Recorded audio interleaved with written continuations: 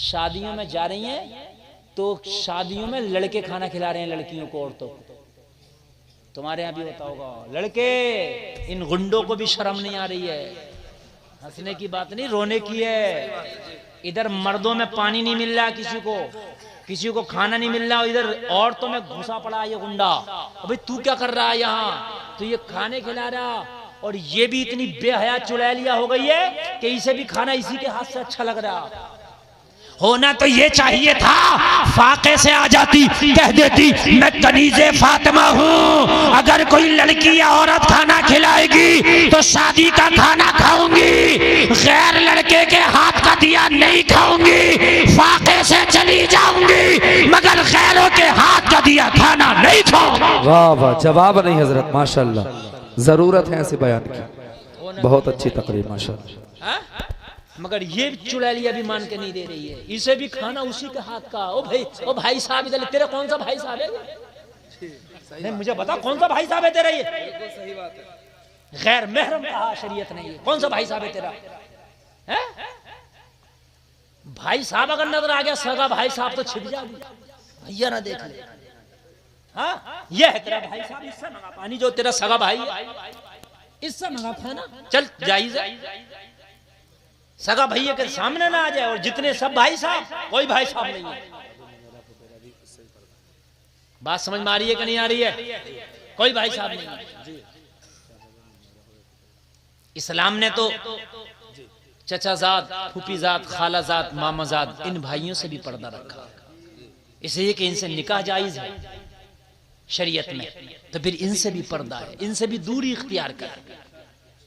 बात समझ में आ रही है? नहीं, दूरी इख्तियार करें, परहेज करें इनसे। बात समझ में आ रही है कि भाइयों नहीं आ रही? और एक बात आज और बता दूं, मसला बता दूं, सबसे हार्ड पर्दा साली का अपने बहनों से।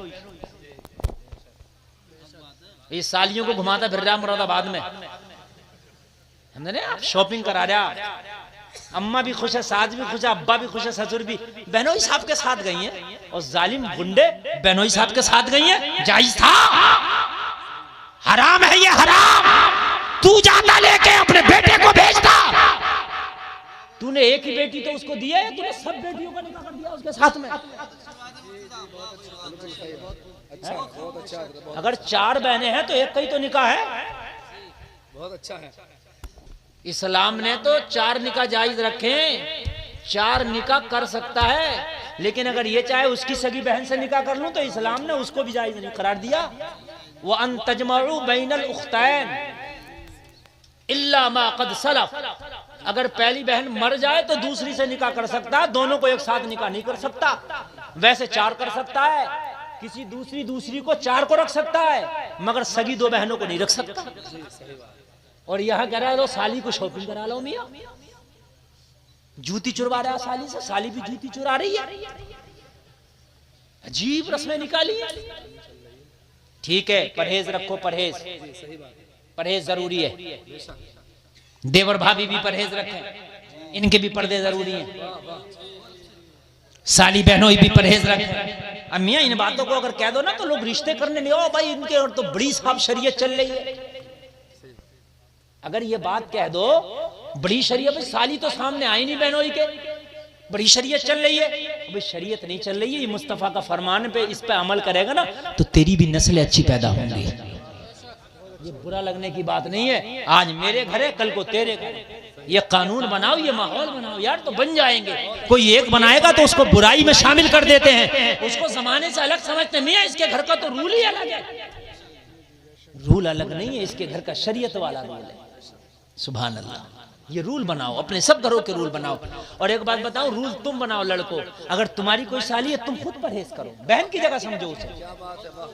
जैसे अपनी सगी बहन से परहेज करते हो ना, ऐसे उससे परहेज करो। जैसे सगी बहन के सामने कोई मजाक की बात नहीं कर सकते, ऐसी साली के सामने ना करो। लेकिन जमाना उल्टा, साली से तो मजाक जायज नहीं।